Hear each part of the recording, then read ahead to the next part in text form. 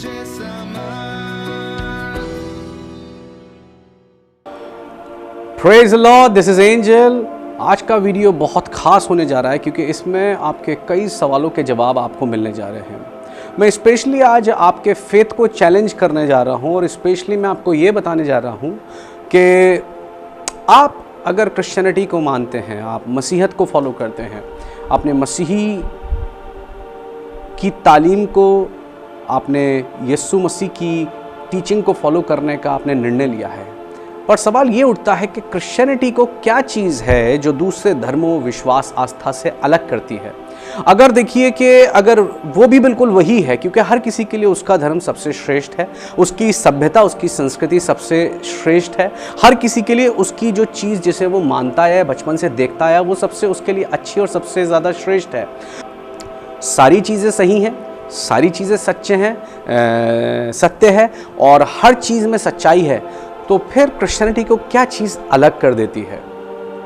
ये बिल्कुल ऐसे ही है कि हर किसी का जो अपने धर्म, अपनी आस्था से या जिन चीज़ों से, जिस मज़हब से वो जुड़ा हुआ है, असल में सबसे मेन चीज़ जो है वो है उसकी भावनाएं, उसके जज्बात, उसके इमोशंस एंड उसके फीलिंग्स जो उस चीज़ से जुड़े हुए हैं, जो उसके शहर से, जो उसके देश से, जो उसकी संस्कृति से और जो उसके मज़हब से जुड़े हुए हैं।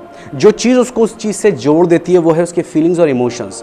और इस वजह से होता क्या है, फीलिंग्स और इमोशंस होने की वजह से आप दिल को इस्तेमाल करते हैं पर दिमाग को इस्तेमाल नहीं करते हैं सच को जानने के लिए, और इसीलिए आपकी भावनाएं, आपके इमोशंस आपको धोखा देती हैं और आपको सच जानने से रोक देती हैं। मिसाल के तौर पे आपने एक अच्छी मूवी देखी होगी हॉलीवुड की, उसका नाम है कास्ट अवे। टॉम हैंक्स उसमें मेन किरदार में थे और बहुत ज़बरदस्त मूवी बनाई है। अगर आप उसमें देखेंगे, टॉम हैंक्स एक जगह एक आइलैंड पे फंस जाते हैं अकेले। वहाँ पर वो क्या करते हैं, अपने लिए एक काल्पनिक एक फ्रेंड बना लेते हैं, उसका नाम विल्सन रखते हैं, जो कि एक वॉलीबॉल होती है, और उसी से बात करते थे, उसी से जुड़ते थे। एक वक्त ऐसा है कि टॉम हैंक्स ने अपने लिए क्या कर ली, एक लकड़ियों को क्या कह सकते हैं, जोड़ जोड़ के एक अपने लिए एक कश्ती सी बना ली, एक जुगाड़ सा कर लिया उस समुंदर को पार करने के लिए। और उनके साथ उनका ये काल्पनिक फ्रेंड जो कि एक वॉलीबॉल थी, विल्सन उनके साथ था। हुआ ये कि एक सीन ऐसा आता है कि वो जो विल्सन था, वो जो वॉलीबॉल थी, वो क्या हो जाती है, पानी में चली जाती है और टॉम हैंक्स बहुत ज़्यादा भावुक हो जाते हैं और उसको बचाने की कोशिश करते हैं और वो बॉल उनसे बहकर दूर चली जाती है उस मूवी में, और वो कोशिश करते हैं उसे लाने की, लेकिन वो चली जाती है। टॉम हैंक्स बहुत ज़्यादा टूट जाते हैं, रोते हैं, क्योंकि उनकी उस वॉलीबॉल के साथ इमोशंस जुड़े हुए थे। सवाल ये उठता है कि टॉम हैंक्स उसके लिए, उस वॉलीबॉल के लिए, जो उनका एक काल्पनिक, एक क्या कह सकते हैं इमेजिनरी फ्रेंड था, उस वॉलीबॉल के साथ वो जुड़े हुए थे, क्योंकि अकेलेपन को भगाने के लिए उन्होंने यही करा, उससे क्या कह सकते हैं निजात पाने के लिए उन्होंने उस फ्रेंड को अपने लिए खुद बना लिया। क्या वॉलीबॉल के अंदर भी टॉम हैंक्स के लिए फीलिंग थी उस मूवी में? नहीं थी। एक बच्चा है, वो अपनी बार्बी डॉल से खेल रहा है, एक काम कीजिए, उस बार्बी डॉल को लीजिए, तोड़िए या जला दीजिए, रोएगा कौन? वो लड़की, वो बच्ची रोएगी जिसकी वो बार्बी डॉल है, या बार्बी डॉल जो है वो रोएगी? बार्बी डॉल नहीं रोएगी, वो बेजान चीज़ है। पर ये जो बच्ची है, इसके अंदर फीलिंग्स बड़ी सच्ची हैं, इसके अंदर जो इमोशंस है बड़े सच्चे हैं, ये रोएगी। इसका मतलब जो बेजान चीज़ें, इमोशंस उसके अंदर, फीलिंग्स उसके अंदर नहीं है। प्रॉब्लम आपके इमोशंस और आपके फीलिंग्स है जो बेजान चीज़ों से जुड़ जाते हैं और वो चीज़ आपको सच जानने से रोक देती है। दुनिया का कोई भी आप कह लीजिए देश हो, चाहे छोटा हो या बड़ा हो, हर किसी के लिए उसका देश सबसे अच्छा है। आप इंडिया वाले से पूछेंगे, वो कहेगा I proud to be Indian, मेरे को मेरा देश सबसे अच्छा लगता है। तो दुनिया का कोई भी बंदा किस भी देश का हो, वो चाहे इंडिया का हो या पाकिस्तान का हो या नेपाल का हो या भूटान का हो या अमेरिका का हो, किसी भी देश का हो, आप उससे पूछेंगे, उसे अपने पूर्वजों की सभ्यता पे, संस्कृति पे नाज होगा। वो बताएगा कि मेरा देश, मेरी संस्कृति सबसे बेस्ट है। चाइना वाला चाइना का गुणगान गाएगा, इंडिया वाला इंडिया का। लेकिन प्रॉब्लम ये आती है, क्यों? क्योंकि इन सब के जो भावना है उनके देश से, उनके शहर से, उनकी स्टेट से जहाँ वो रहते हैं जुड़ी हुई है। यहाँ तक कि आप एक देश में हैं, एक ही देश में एक स्टेट वाला दूसरे स्टेट वाले से कहेगा मेरी स्टेट ज़्यादा अच्छी है, क्योंकि उसकी उस स्टेट से भावनाएं जुड़ी है, क्योंकि वो स्टेट में रहता है। कहने का मतलब यह है कि भले वो स्टेट बैकवर्ड हो, भले वो देश बैकवर्ड हो, फिर भी वहाँ रहने वाला बंदा इस चीज़ को एडमिट नहीं करेगा। वो कहेगा मेरा जो देश है या मेरी स्टेट सबसे अच्छी है। क्यों? क्योंकि उसकी भावनाएं जुड़ी हैं। इसका मतलब आपकी भावनाएं गलत चीज़ से, बेजान चीज़ से भी जुड़ी रह सकती हैं और आप इसीलिए दिमाग से नहीं, दिल से सोचते हैं, और इसीलिए दिल यानी भावना, इमोशंस आपको सच को जानने और पकड़ने से रोक लेता है। मैं आपको बताने की ये कोशिश कर रहा हूं कि असल में क्रिश्चियनिटी को क्या दो चीजें हैं जो सब चीजों से, सब धर्मों से अलग कर देती हैं, सब मजहबों से, सब फेथ से। पहली चीज है परमेश्वर का अनुग्रह, ग्रेस, जो कि क्रिश्चियनिटी को सब चीजों से अलग कर देता है। ग्रेस बिल्कुल ऐसा ही है। बाइबल में एक आदमी का जिक्र है, जक्कई नाम था, बौना था। यीशु मसीह एक जगह से निकल रहे थे, वो देखना चाहता था, पर अपने छोटे कद के कारण वो यीशु मसीह को देख नहीं पा रहा था। वहीं पर एक गुलर का पेड़ था, उस गुलर के पेड़ पे वो चढ़ता और यीशु मसीह को देख लेता है। ये कुछ और नहीं, गुलर का पेड़ पर परमेश्वर के अनुग्रह को दिखाता है। आपका खुद का कद छोटा है, यानी कि आपके काम, आपके अंदर की कमियां, आपके अंदर की पेशियां परमेश्वर का दीदार आपको करने से रोकती हैं। लेकिन गूलर का पेड़ क्या है, आपको लिफ्ट कर देता है। वो गूलर का पेड़ कुछ और नहीं है, आपकी खुद की काबिलियत नहीं है, आपका खुद का कद तो छोटा है, मैं आत्मिक रीति पे बात कर रहा हूँ, रूहानी तौर पे। लेकिन अनुग्रह क्या है, जो आपको क्या कर देता है, ऊंचा कर देता है। और उस अनुग्रह को, जब आप उस अनुग्रह पे चढ़ते हो तो आप परमेश्वर से रूबरू हो सकते हैं। उस गूलर का पेड़ किसी और चीज को नहीं, परमेश्वर के अनुग्रह को दिखाता है। यह अनुग्रह बिल्कुल कुछ और नहीं है। अनुग्रह यानी फजल खुदा का, ग्रेस ऑफ गॉड। ये क्या है पता है आपको? सोच के देखिए कि आपको एक हॉस्पिटल में इलाज करने के लिए जाना है और आपको 5वीं मंजिल तक जाना है। सीढ़ियां हैं आपके पास, लेकिन आप कहोगे 5वीं मंजिल तक मैं जा सकता हूं सीढ़ियों से, इसमें कौन सी बहुत बड़ी बात है। एक प्रॉब्लम है, आपकी टांगें खराब हैं, 5वीं मंजिल तक जाना है, आप बहुत बुरी तरह बीमार हैं, आप नहीं चढ़ सकते इतनी ऊंची, क्या करोगे? There is a lift. आप एक लिफ्ट में, आप सोच के देखिए, बीमारों के लिए अपने हॉस्पिटल्स में देखा होगा लिफ्ट होती है, आप उसमें बस बैठिए, वो अपने आप आपको 5वीं मंजिल तक पहुंचा देगा। यही अनुग्रह है। आप खुद बीमार थे आत्मिक तौर पे, रूहानी तौर पे, यानी पापी थे। पापी यानी आत्मिक बीमारी, गुनाह यानी गुनाहगार, यानी जो रूहानी तौर पे क्या है, बीमार है। आप नहीं चढ़ सकते कि परमेश्वर तक उन सीढ़ियों से खुद चल के जाएं, यानी अपने कर्मों से उद्धार नहीं पा सकते, खुद चढ़ के नहीं जा सकते परमेश्वर तक उन सीढ़ियों से।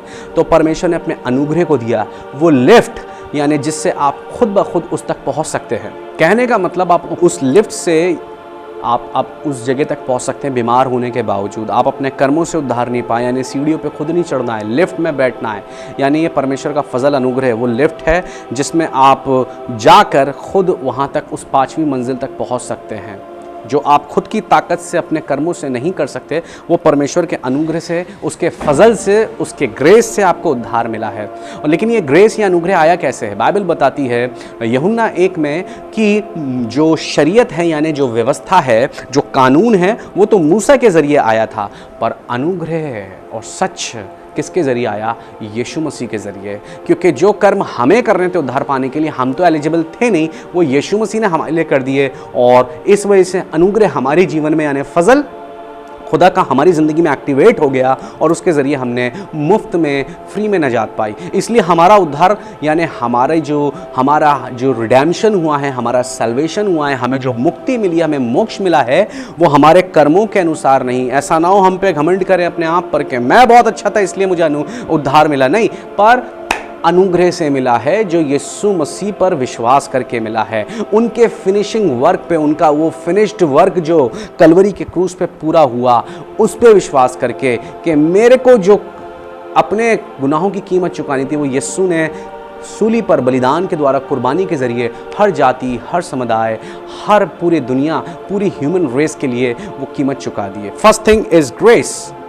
हर धर्म में क्या है? आपको खुद अपने प्रयासों से क्या पाना है, अपने खुद के कर्म कांडों से क्या पाना है, अपना मोक्ष आपको कमाना है।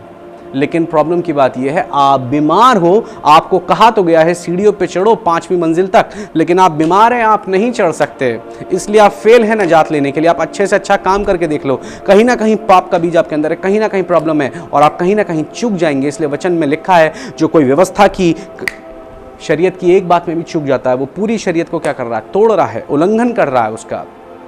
जो दूसरी चीज़ हमें, जो क्रिश्चियनिटी को, हमारे फेथ को दूसरी चीज़ों से, दूसरे मजहब धर्मों से अलग करती है, वो है पवित्र आत्मा का सामर्थ, यानी कि power of the Holi spirit, रूह पाक की ताकत। ये क्या आप कहेंगे, ये क्या है? ये third person of God had यानी ट्रिनिटी है।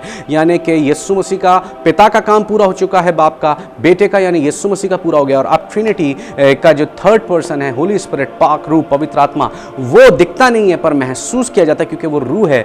वो हमें एम्पावर करता है परमेश्वर की आज्ञा को मानने के लिए, उसके हुक्मों को पे चलने के लिए। हमें वो सामर्थ और ताकत देता है कि हम पवित्र बने रहें। होली स्पिरिट के लिए यीशु मसीह ने कहा, जब पवित्र आत्मा तुम पर आएगा तब तुम सामर्थ पाओगे। मैंने कई बार मोटिवेशनल जो स्पीकर होते हैं, मैंने उन लोगों को देखा है, बहुत सारी चीज़ें बताते हैं, अपनी ताकत को पहचानो, you can and you can do this and you can do this, I can and I can. मैंने बहुत आई कैन और यू कैन वाले देखे हैं, ये जो मोटिवेशनल किसी भी तरीके की स्पीच देते हैं। ये बिल्कुल ऐसे ही आप सुनकर तो गुब्बारे की तरह फूल जाते हैं, और उसके बाद 2 3 4 दिन 5 दिन 10 दिन के बाद क्या होता है, आप फिर अपने आप को ढीला महसूस करते हैं कि आप कहते हैं मुझ में ये चीज़ करने की ताकत नहीं। उस वक्त सुन के तो मैं जोश से भर गया, लेकिन अब फिर बड़ा डाउन सा महसूस कर रहा हूँ। क्यों? क्योंकि आपको आपकी ताकत पे फोकस करवाया गया है, और कहीं ना कहीं आदमी की ताकत, आदमी की खुद की जो पावर है, वो किसी ना किसी मुकाम पर आकर फेल होती है। कहने का मतलब ये है, कहीं ना कहीं आपकी ज़िंदगी में एक पॉइंट ऐसा आता है जहां पर आपकी खुद की ताकत फेल हो जाती है। अभी मैं कुछ टाइम पहले एक न्यूज़ पढ़ रहा था कि एक बहुत अच्छे इंडिया के सुपर कॉप, जो कि बहुत अच्छे सुपर कॉप थे, उन्होंने क्या करा, उन्होंने सुसाइड कमिट कर ली। उन्हें जब ये पता चला उन्हें कैंसर है और ये ठीक नहीं हो सकता है, वो डिप्रेशन के शिकार हो गए, और उन्होंने बस क्या करा, सुसाइड कर ली। कई लोग कह रहे थे उन्होंने बुज़दिली का काम करा है, सुसाइड करना बुज़दिली का काम है, ये है वो है। मैं आपको बताऊं, ये चीज़ कहनी बहुत आसान है, लेकिन मैं आपको एक बात सच बताऊं, कहीं ना कहीं ज़िंदगी में इंसान कई बार इतना आके टूट जाता है, या किसी एक ऐसे पॉइंट पे आ जाता है जहां उसकी खुद की पावर फेल हो जाती है, जहां बड़े से बड़ा माइटी भी फेल हो जाता है और उसे ऑल माइटी की ताकत चाहिए। होली स्पिरिट क्या है? परमेश्वर यानी ऑल माइटी का सुपर नेचुरल पावर है, जो आपको होली स्पिरिट के ज़रिए मिलता है। मैं आपको बताऊं, आपके साथ पास्ट में ऐसी ज़रूर कुछ ना कुछ बातें हुई होंगी। आपको पता है सारा धर्म क्या है? मैं आपको बताता हूं। सोच के देखिए, धर्म आपसे कह रहा है प्यार करो। सारे दुनिया के धर्म कह रहे हैं अच्छे काम करो, माता पिता का आदर करो, पास्ट को भुलाओ, आगे बढ़ो, क्षमा करो, ये करो और वो करो, सब आज्ञाएं दे रहे हो, हुक्म दे रहे हैं। और पता ये बिल्कुल ऐसा ही है। सोच के देखिए, आपकी वजन को उठाने की जो क्षमता, कैपेबिलिटी है, आप 20 किलो वजन उठा सकते हैं, लेकिन ये जो धर्म गुरु हैं आपसे कह रहे हैं चलो भाई तुम 100 किलो की बोरी उठाओ, 50 किलो का वजन उठाओ, और उसमें उसे उठाने की आपके पास ताकत नहीं है।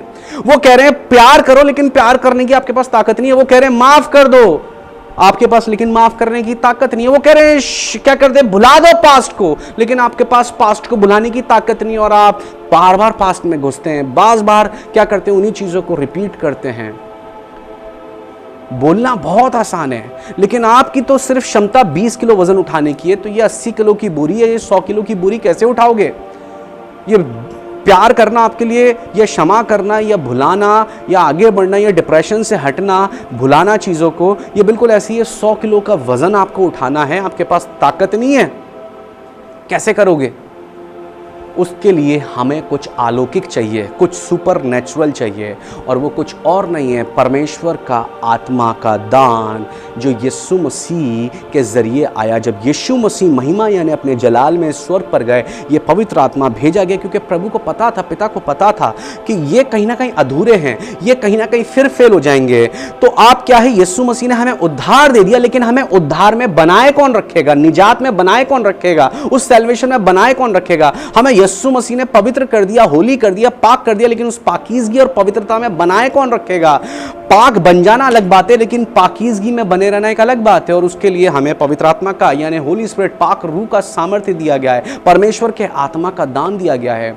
तो आपको वो भुलाने के लिए, पास्ट में से निकलने के लिए, डिप्रेशन में से निकलने के लिए, प्यार करने के लिए, अनकंडीशनली आपको क्या कहते हैं, माफ़ करने के लिए, क्षमा करने के लिए, आपको सारी चीज़ें आपके ख़िलाफ़ हैं, सर्कमस्टेंसेस आपके ख़िलाफ़ हैं, सारी परिस्थितियाँ आपके ख़िलाफ़ हैं, उसके बावजूद आपको आगे बढ़ने के लिए सामर्थ्य कहाँ से मिलेगी? आपकी खुद की पावर। कोई ना कोई ज़िंदगी में आपके ऐसा पॉइंट आएगा जहाँ फेल हो जाएगी, और जहाँ आपको कुछ ना कुछ सुपर नेचुरल चाहिए, परमेश्वर की सामर्थ्य चाहिए। आप बड़े से बड़े ताकतवर हो सकते हैं। वो जो सुपर कॉप जिन्होंने सुसाइड करा, बहुत बिल्डअप उनका बहुत ज़बरदस्त था, है ना, बहुत अच्छे ज़बरदस्त बॉडी बिल्डर थे, सब कुछ बहुत ताकत थी, लेकिन डिप्रेशन ने खा लिया, सुसाइड कर ली। क्यों? क्योंकि बड़े से बड़ा माइटी भी, उसकी भी ताकत और उसकी भी स्ट्रेंथ कहीं ना कहीं फेल होती है, और जब तक उसे ऑल माइटी से, परमेश्वर से, खुदावन से, खुदा से पावर ना मिले तो वो कभी भी ओवरकम नहीं कर पाएगा चैलेंज को।